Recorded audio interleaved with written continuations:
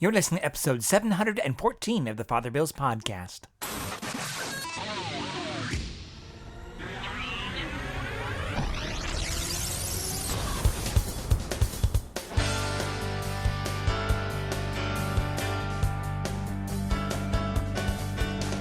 Welcome back.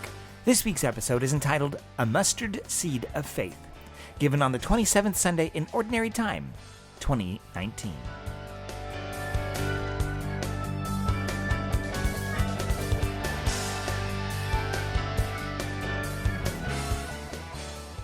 How long, O Lord? How long must we wait? This cry from Habakkuk, which, by the way, is a good name for your next child. I'm just saying. This cry from Habakkuk is similar to mine and many of yours. As we see crime and violence around us and watch it glorified by the latest TV or movie program for money, for profit. We continue to see politics deteriorate into lashing out of name-calling and abuse of power. Sickness befalls and besets us while bad players reap multi-million-dollar contracts and then go bankrupt because they do not know how to handle themselves. Friendships and spouses are destroyed by the complexity of human suffering and the polarity which has resulted due to our inability and unwillingness to discuss issues with charity. Hurricanes, fires, earthquakes devastate whole cities and cripple nations.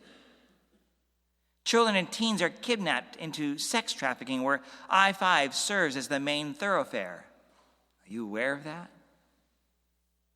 Babies pay the ultimate price so that people will do whatever they want. Countries war openly or secretively with devastating effects on the most vulnerable. Cancer, addiction, mental illness attack our loved ones. The abuse by priests, ministers, teachers, counselors, and more have ruined so many lives of our precious children.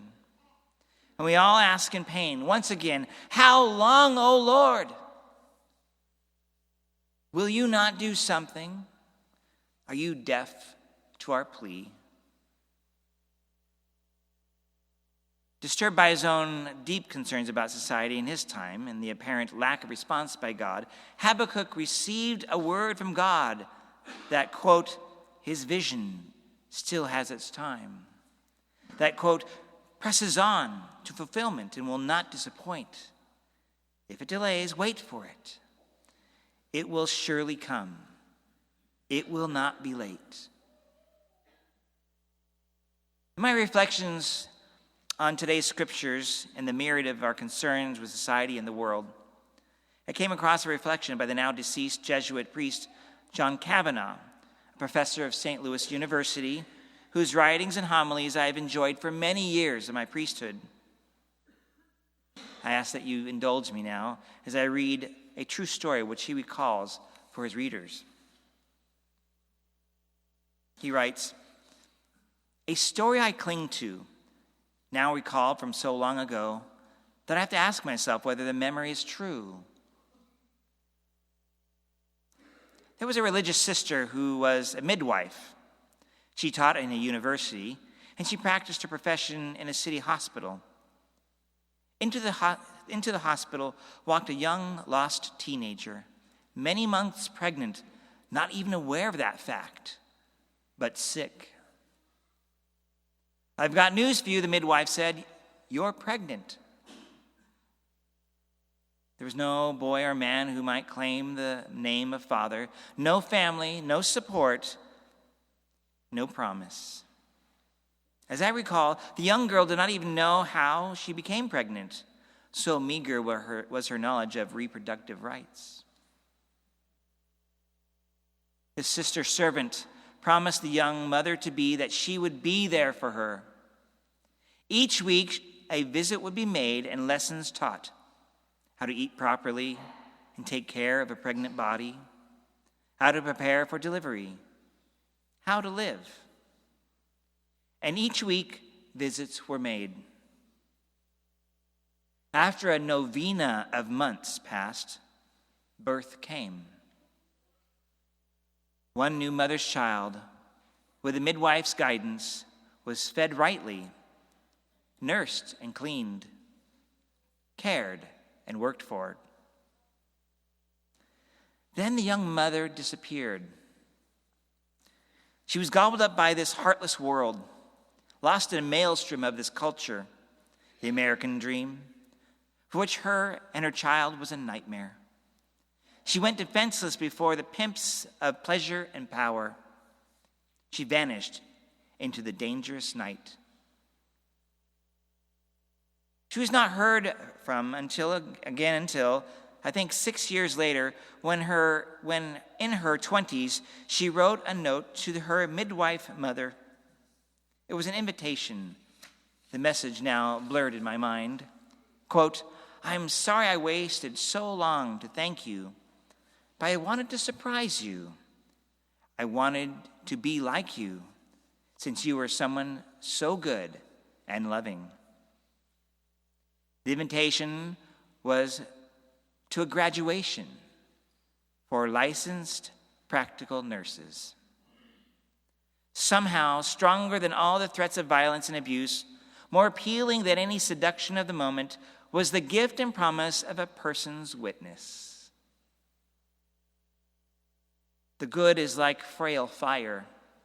It expends itself once it is lit, bringing light into to those around. Even though slight, it can illuminate a big dark room, helping you make it to the other side. Like love and wisdom, it lives in being communicated, being given. My midwife sister friend did for that young girl. She did that for me. You just do not know how faith bears fruit. You just do not know how love lives anew. Now, if you didn't catch it, the young mother to be later turned LPN was Father John's own mother. And a religious sister had that mustard seed of faith which compelled her to give herself away to help the young desperate mother. And it took a mustard seed of faith in God and love for the young mother to trust that God's promises are true and that God can turn any fearful turn of events or darkness and doubt into something glorious beyond our imaginings. If it weren't for her trusting God, then Father John might not have been born or may have never become a priest. His mother may have been destroyed by the evils of the world.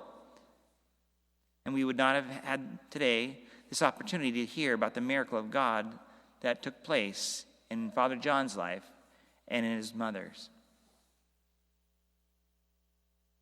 It lives on today in your hearing. You see, a small faith when turned and nurtured, tested, and put into action, can blossom into an amazing bush of faith, love, and life for countless people to experience. While the religious sister eventually saw the fruits of her love, many times we don't or won't. And for those many times, maybe we aren't meant to see them. Maybe we are still maturing, and God knows that in our arrogance we'd get all puffed up about what we did and point to ourselves and say, "Look what I did." Not like the useful servant who just said, "I was doing what I was told." Maybe the effects of our seed of faith in this world can sometimes be only seen on the other side of this life. Maybe our cry for how long is being answered in our midst, unseen by our eyes and minds. And maybe only then will we come to know how it changed others' lives for a time. Wait, not for a time, but for eternity.